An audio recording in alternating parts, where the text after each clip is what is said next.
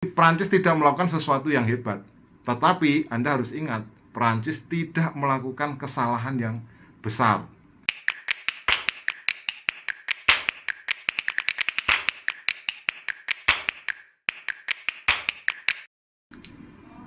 Salam pemirsa, ketemu lagi di Titis Corner bersama saya, Titis Widiatmoko, seorang jurnalis yang setidaknya pernah meliput Piala Dunia. Kita akan membahas tentang Prancis yang akan menghadapi Argentina dalam partai final Piala Dunia 2022. Saya awali dengan satu perdebatan yang menarik dalam sepak bola, terutama dalam sebuah turnamen besar. Gaya atau hasil?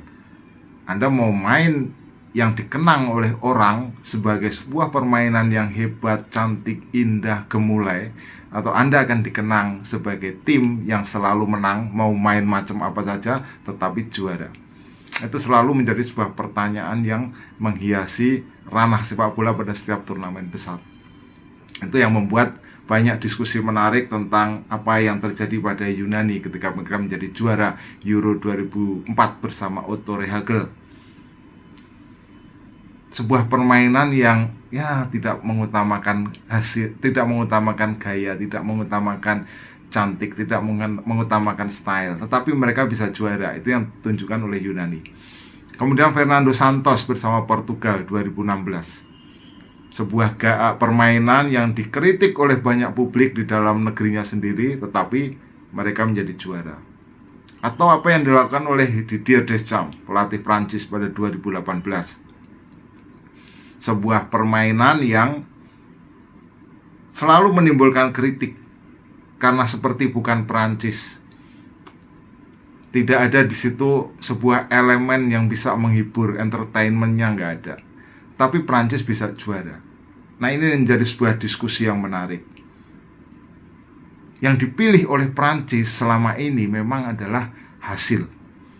Jadi Prancis adalah sebuah tim yang secara DNA itu lebih memikirkan hasil daripada main cantik.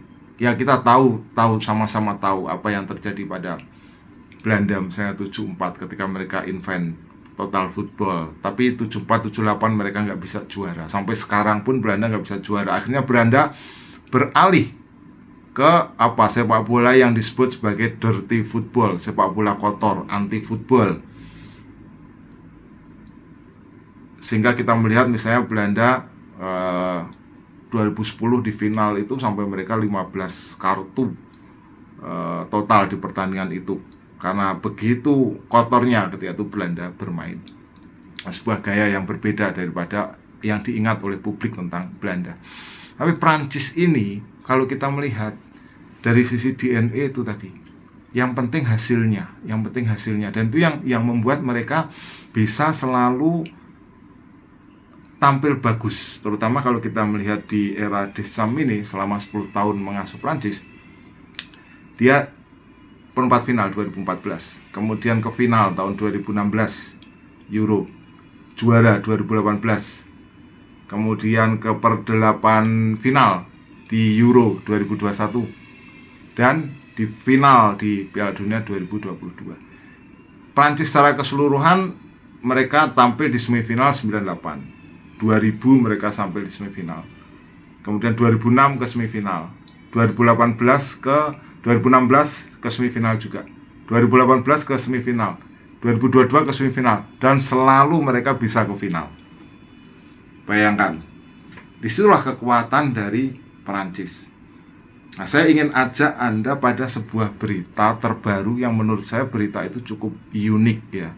Cukup unik dan cukup aneh. Jadi berita dari pengakuan gelandang atau midfield Maroko, dirijen lapangan tengah Maroko, Sofiane Amrabat, yang dia mengatakan, dia buka-bukaan setelah pertandingan lawan Prancis, saya tuh udah bilang ke Olivier Giroud, berhenti mengikuti saya gitu. Tapi jawaban dari Giroud, ya saya ditugaskan oleh pelatih untuk mengikuti Anda kemanapun Anda pergi, main marking. Bayangkan, jadi seorang striker nomor 9 nggak ada dalam bayangan kepala saya strategi seperti itu.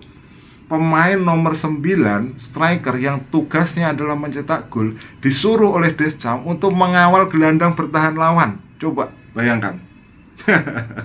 Pernahkah Anda membayangkan seperti itu? Olivier Giroud diberi tugas oleh Deschamps untuk mengikuti kemanapun Amrabat pergi. Inilah sebuah strategi yang cukup unik. Jadi tactical masterclass menurut saya.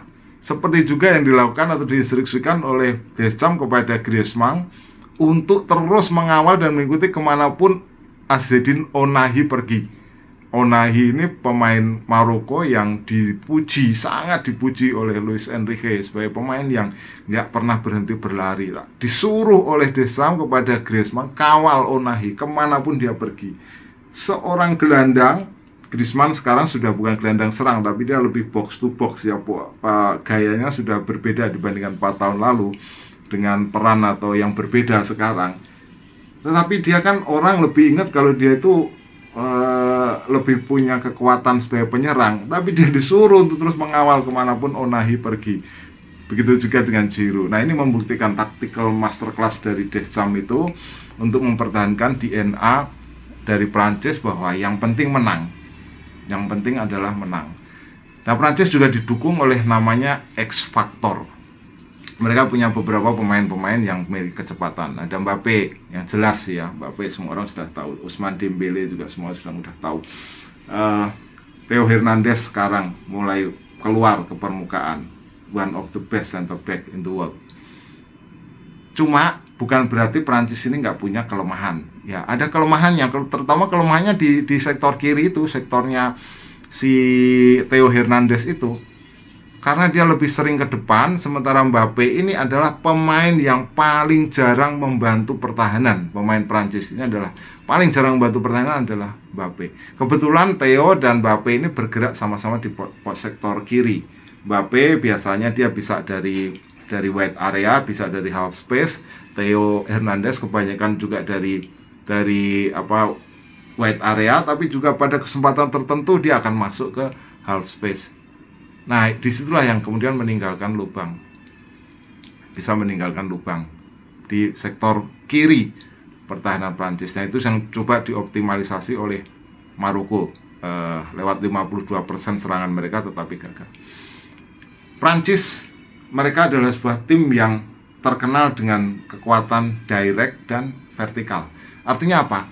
Artinya mereka nggak perlu lama setelah mendapat bola langsung dialirkan ke depan dalam tempo 3-4 detik, langsung dialirkan ke depan, direct dan vertikal. Dapat bola langsung maju ke depan, nggak perlu diputar-putar ke samping gitu, side pass nggak perlu, tapi dia langsung ke depan. Nggak begitu spektakuler, nggak begitu seksi. Sepak bolanya Prancis nggak begitu seksi, nggak begitu stylish, nggak begitu indah, tetapi mereka bisa menang.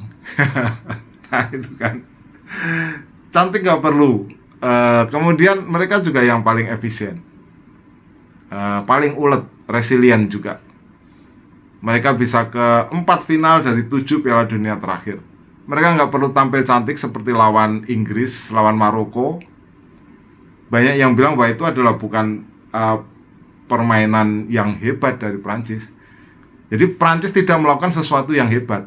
Tetapi Anda harus ingat, Prancis tidak melakukan kesalahan yang besar, sehingga mereka bisa menang lawan Maroko, mereka bisa menang lawan Inggris. Jadi Prancis itu kalau mau disederhanakan ya dalam beberapa pilihan kata, mereka bisa kejam ya, ruthless. Kemudian punya killer instinct, ada banyak pemain yang bisa melakukan itu. Kemudian punya strength mental, kekuatan mental, karena itu sudah dibuktikan dalam sejarah atau historis mereka di setiap turnamen besar yang tadi sudah saya paparkan. Mereka bisa tenang dalam situasi sesulit apapun, dan mereka adalah seperti pembunuh berdarah dingin. Nah, inilah kekuatan Prancis. Tactical masterclass dari Deschamps yang menurut saya sangat layak untuk dipuji. Tapi titik kelemahan ini yang harus ditutup, karena Prancis di situ nggak punya pelapis untuk Theo ya, sehingga dalam kondisi misalnya mereka harus mengamankan posisi di sektor kiri itu. Kita lihat kan Lucas Hernandez sudah cedera, kemudian Ferland Mendy nggak dibawa, Lucas Digne juga nggak dibawa. Kalau ada sesuatu dengan Theo, yang tersisa Kamavinga yang disiapkan di plot untuk posisi itu. Nah, itu yang perlu diperhatikan dari Prancis. Tapi di luar itu, sebagai tim mereka direct, mereka vertikal, tidak spektakuler, tidak seksi, tidak stylish, tidak gaya, tetapi mereka selalu bisa menang. Nah, silakan jika Anda punya pandangan berbeda, tulis di kolom komentar. Kita ketemu dalam pembahasan berikutnya. Salam.